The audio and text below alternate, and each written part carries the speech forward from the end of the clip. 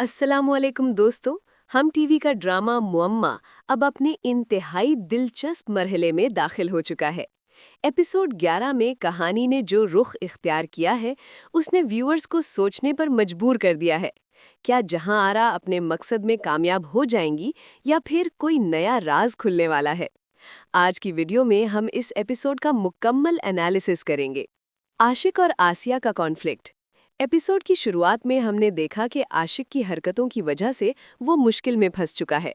जहां आरा ने साफ कह दिया कि अगर आसिया 2 लाख रुपए का इंतजाम कर सकती है तो वो उसकी जमानत करवा देंगी। यहाँ तक कि उन्होंने आशिक को तलाक देने तक का मशवरा दे डाला। Trust issues. जहां आरा ने आसिया से पूछा कि क्या उसने आशिक की अलमारी में 25,000 रुपए देखे थे। ये सीन दिखाता है कि जहां आरा हर चीज पर गहरी नजर रखती हैं और उन्हें घर के हर राज का इल्म है। राजीव और जहां आरा का डायलॉग। राजीव का जहां आरा को शादी की ऑफर देना और उन्हें इम्प्रेस करने की कोशिश करना एक बड़ा ट्विस्ट है, लेकिन जहां आरा का जवाब काफी सख्त था। उन्होंने राजीव को उसकी पहली बीवी और उसकी जिम्मेदारियों की याद दिलाई। सबा कमर। सबा कमर ने इस एपिसोड में भी अपनी एक्टिंग से सबको हैरान कर दिया। उनकी आंखों की खामोशी और उनका साइलेंट पेन व्यूअर्स को फील होता है। वो बिना बोले भी बहुत कुछ कह जाती हैं, जो उनकी एक्टिंग की सबसे बड़ी पावर है। अली अंसारी। अली अंसारी का किरदार इस एपिसोड में मजीद कंफ्यूज्ड और लेयर्ड नजर आया।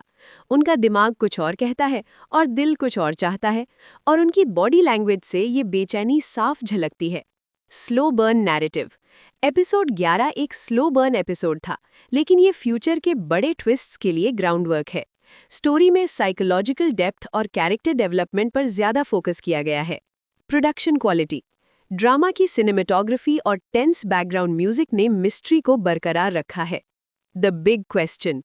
क्या आसिया अपने शौहर आशिक को बचा पाएगी? और क्या जहां आरा राजीव की ऑफर पर गौर करेंगी?